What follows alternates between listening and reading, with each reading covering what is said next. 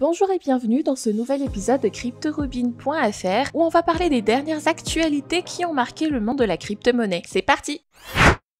Notre première actualité va se concentrer sur la reine des crypto-monnaies qu'est le Bitcoin. Toujours très volatile, le Bitcoin a glissé sous ses niveaux de soutien cruciaux de 37 000 $ et se négocie actuellement à un peu plus de 36 000 $, soit une baisse de plus de 6 000 $ avec une capitalisation boursière de 693 milliards de dollars. C'est la deuxième fois en ce mois de février que le prix du Bitcoin s'échange sous les 37 000 $. D'ailleurs, dans un sondage publié sur le compte Twitter de Bitcoin, environ 55,5% pensent que l'actif plongera encore sous les 32 500 $ d'ici la fin du mois de février. Le reste pense toutefois le contraire. Une chute qui intervient au milieu d'une grosse crainte de guerre entre la Russie et l'Ukraine. Le PDG de UOB, plus pessimiste, a déclaré qu'il ne fallait pas s'attendre à une nouvelle hausse du cours du Bitcoin avant la fin de 2024 ou le début 2025. D'ailleurs, il n'est pas le seul à penser pareil, car de nombreux analystes estiment que nous sommes au début d'un nouvel hiver cryptographique. Il serait intéressant de voir si le marché de la crypto suit les actions ou parvient à se relever.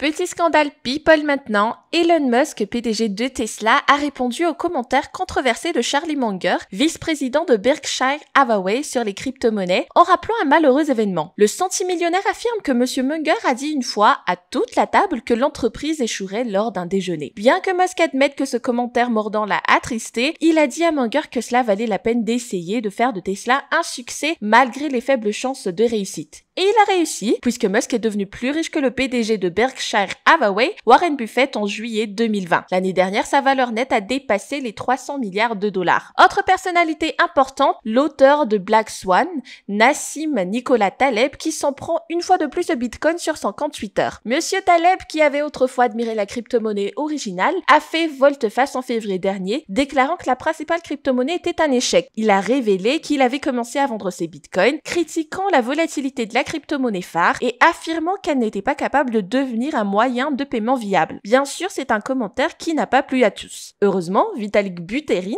toujours positif, suggère que cette chute massive est en fait bonne pour la santé à long terme de la crypto-monnaie. Pourquoi? Parce que les personnes qui restent malgré la baisse sont des enthousiastes et des innovateurs purs et durs et non des spéculateurs sauvages. Le cofondateur de Ethereum a ajouté que les projets hype sont susceptibles de mourir pendant un marché baissier car seuls les projets durables seront en mesure de résister à la tempête.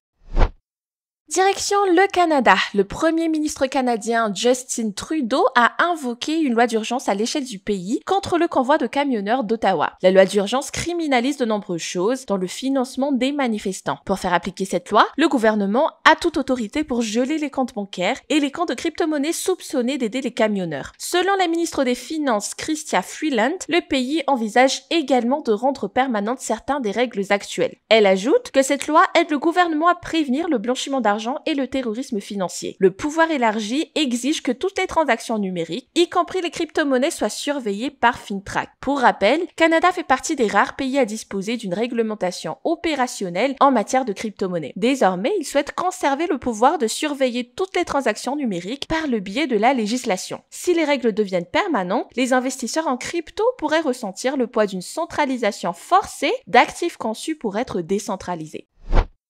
NFT et métavers. Puma est la dernière d'une liste croissante de grandes marques à acheter une URL décentralisée et a révélé son jeton non fongible en changeant son nom sur Twitter en puma.eth. Selon la page OpenSea, Puma investit dans diverses collections NFT d'inspiration féline, notamment Cool Cats NFT, Lazy Lions, Gator Cat Gang et Catblocks. D'un autre côté, Manchester City, champion de Premier League, et son nouveau partenaire Sony ont entamé les premières étapes de la construction de son stade emblématique dans le métavers afin que les fans puissent assister aux matchs en direct et en différé dans le monde entier. Bien que les restrictions du Covid entravent encore les possibilités de déplacement pour certains, la possibilité de regarder des matchs dans un métavers immersif pourrait être un soulagement pour les fans qui ont hâte de retrouver le cadre d'un match. Autre nouveauté, la place de marché Solana NFT Néon permet d'acheter des NFT en personne avec une carte de crédit sans crypto. Le fonctionnement, les acheteurs devront seulement s'approcher d'un distributeur automatique et acheter un NFT à l'aide de cartes de crédit Visa ou Mastercard ou avec les applications mobiles Samsung Pay ou Apple Pay. Ensuite,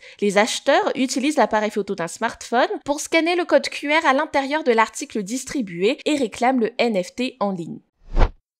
Et on termine avec les actualités françaises. Leaderprice, appartenant aujourd'hui au groupe Casino, fait son entrée dans le Web 3.0 en achetant un terrain virtuel dans The Sandbox. Pour l'heure, l'entreprise n'a pas encore envisagé de créer un magasin virtuel, mais plutôt un jeu sous forme de quête de nourriture ou des ingrédients présents sur la boutique en ligne du club Leaderprice. Bien sûr, les joueurs pourront par la suite gagner des récompenses. AXA France, la compagnie d'assurance, fait de même. Elle précise d'ailleurs qu'elle est le tout premier acteur du secteur de la banque et de l'assurance française à s'implanter dans le métaverse. Ses intentions n'ont pas encore été révélées, mais elle avance la création possible d'agences virtuelles ou de nouveaux services personnalisés au monde virtuel.